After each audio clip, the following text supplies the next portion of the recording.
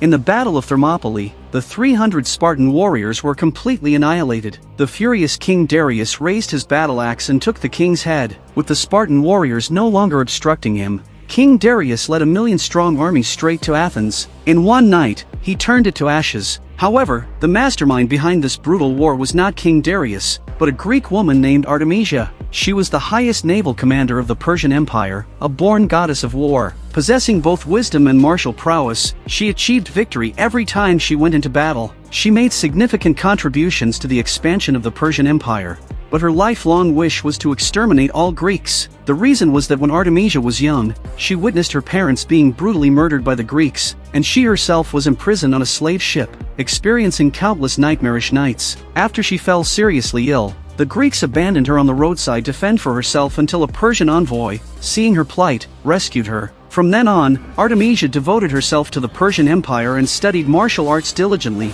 hoping that one day she could return to Greece and destroy it herself to avenge her family. Artemisia was exceptionally gifted. At just 14, she defeated Persia's strongest swordsman. Thus, she gained the favor of King Darius and became the highest commander of the Persian navy. As the Battle of Marathon began, King Darius took advantage of the night to secretly land his troops on Greek territory. However, they fell into an ambush set by the Greek army. These Persians, having sailed at sea for months, were exhausted, and the fierce Greeks quickly routed them. Leading the Greeks was a man named Tokly. After killing the enemies around him, he happened to spot King Darius on a nearby ship. Seizing the opportunity, he drew his bow and shot an arrow at the king. Tokly's precise shot struck the king's vital point. King Darius, knowing his time was short, told his son Xerxes not to follow in his footsteps and let the despicable Greeks fend for themselves. Only a god could defeat them. However, before the king could finish speaking, Artemisia suddenly drew her sword and forced the king to take his last breath. She knew this was a once-in-a-lifetime opportunity for revenge,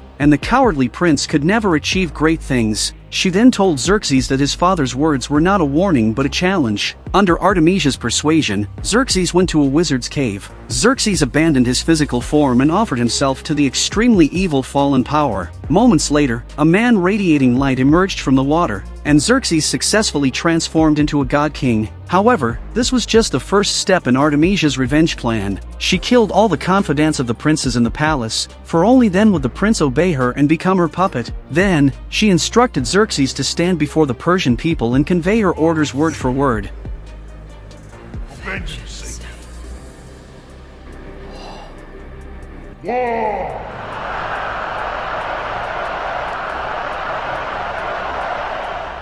Under Xerxes' command, the Persian Empire's army began its campaign. According to plan, Artemisia and Xerxes split their forces. Xerxes first led the land army to advance into Greece from the east. They faced the Spartans at Thermopylae, but after the 300 warriors held out for several days, they were ultimately annihilated due to betrayal. Meanwhile, Artemisia led the navy from the west into the Aegean Sea, returning to her birthplace in Greece. But the Greeks were not to be underestimated. Their naval commander was Tokly, who had shot King Darius. At this point, the Greek fleet had already formed a formation, waiting for the Persians to arrive. Faced with the unfavorable situation of a strong enemy and a weak one, Tokly gave an impassioned speech before the battle to boost morale. Most of all, you fight for Greece! As a massive wave surged, the Persian warships launched their attack. Hundreds of Persian warships came roaring in with the waves, but Tokly remained unfazed. He quickly saw through the enemy's strategy. But they are weak in the middle. We attack them there. As the enemy fleet approached, the Greek fleet opened its formation. Then, the soldiers on the ships frantically threw anchors to attack. After a round of attrition, Tokly ordered a change in ship tactics. The smaller warships on the sea were more agile, using their hulls to ram the heavy Persian ships, which could only be crushed and sunk to the seabed. Go through them! Before long, the Persian warships gradually disappeared from the surface of the sea under the fierce assault of the Greek fleet. We are losing. No, you are losing. Artemisia could not tolerate the incompetence of her subordinates. The defeated commanders were ordered to be thrown into the deep sea. Then, Artemisia regrouped and sent out capable generals, vowing to take down the Greek navy. The next day, thick fog enveloped the sea, and the Persian commander rashly ordered an attack on the Greek fleet. Just as the Persian fleet approached, Greek commander Tokly suddenly ordered a retreat.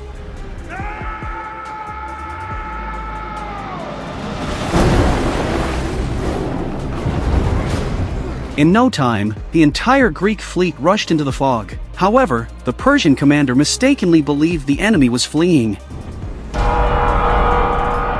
When the Persian warships crashed into hidden reefs, the Persian commander finally realized they had fallen into Tokly trap.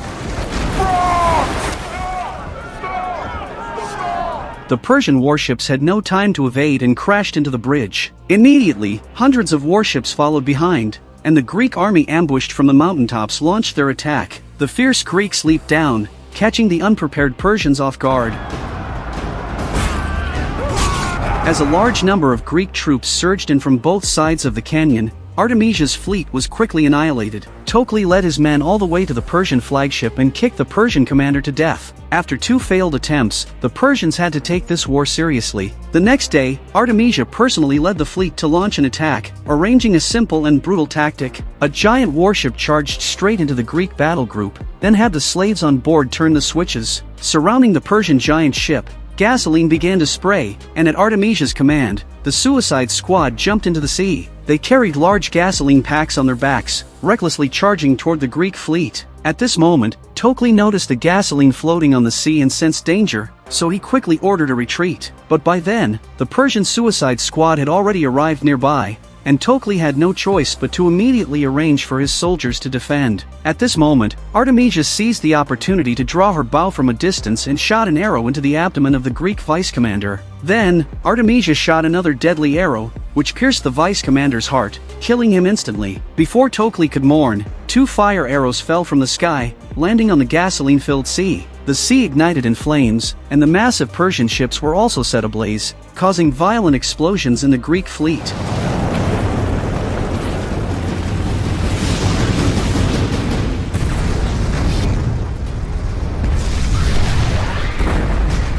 At this moment, Artemisia lit another fire arrow and shot it at the ship where Tokly was. An elite arrow struck the gasoline pack of the Suicide Squad. And just as Tokly was about to shoot down the man with the pack, a violent explosion suddenly occurred. Tokly's ship was shattered, and Artemisia finally fulfilled her wish, avenging her long-held grudge. The Greek warships were consumed by the raging flames, and at that moment, Tokly, who fell into the sea, opened his eyes. In a daze, he saw 2 giant dragons fighting over the corpses of his comrades.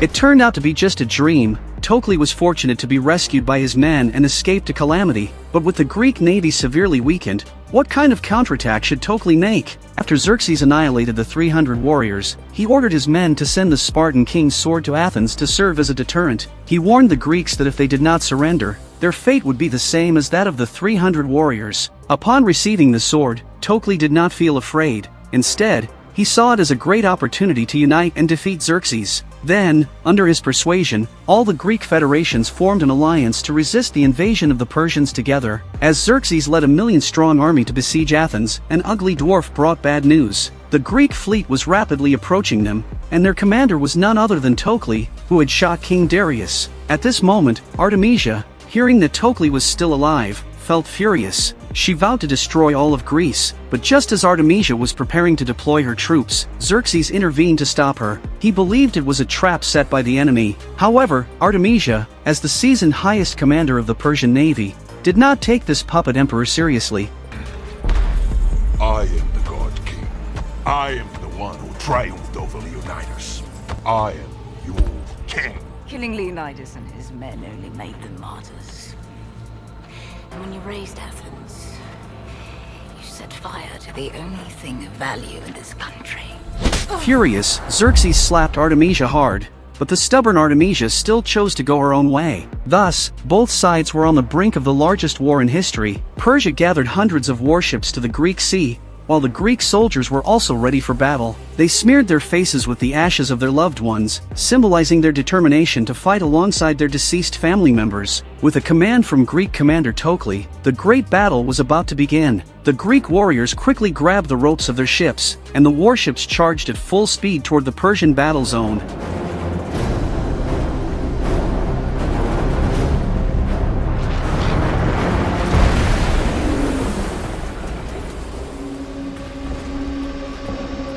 Under Tokli's command, hundreds of Greek warriors stormed the Persian warships, and close combat ensued. The Greek warriors, armed with shields, fought valiantly, while the Persian soldiers were left defenseless. Seeing this, Persian commander Artemisia immediately drew her twin swords and led her death guard into battle. Artemisia and her death squad were unstoppable, and the poorly equipped Greek warriors were no match for them. At a critical moment, Tokli unleashed his trump card. A black horse suddenly charged out from below the ship. Tokli rode the warhorse, cutting through the enemy ranks and heading for the enemy flagship.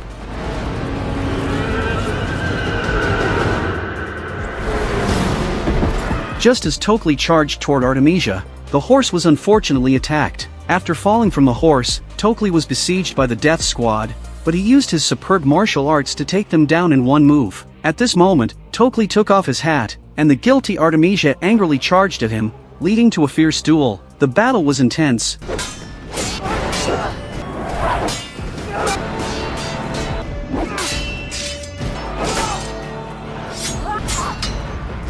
With Tokli landing a powerful punch on Artemisia, who swiftly retaliated with a stab. The fight escalated, and soon their blades were locked against each other's necks. But just as they faced off, a cool breeze suddenly blew across the sea. Artemisia looked out and saw hundreds of Greek warships riding the waves, rushing toward them. It turned out that the Spartan queen had arrived with tens of thousands of Spartan warriors to provide support. Soon, the Persian warships were surrounded, and Tokli seized the opportunity to knock Artemisia down, demanding her to surrender, but Artemisia chose to fight to the death, and in the end, Tokli blade pierced through her abdomen. Artemisia fell heavily to the ground, and in her dying moments, she recalled the scene of her family being killed by the Greeks. Although she could not complete her revenge plan, she never regretted her actions. As the Spartan warships charged toward the Persian fleet, the spirits of the 300 Spartan warriors returned. The Spartan queen wielded the sword left by the king, fiercely killing the invading Persian marauders. When Xerxes on the shore witnessed the tragic scene of the Persian fleet, he had no choice but to leave the battlefield helplessly.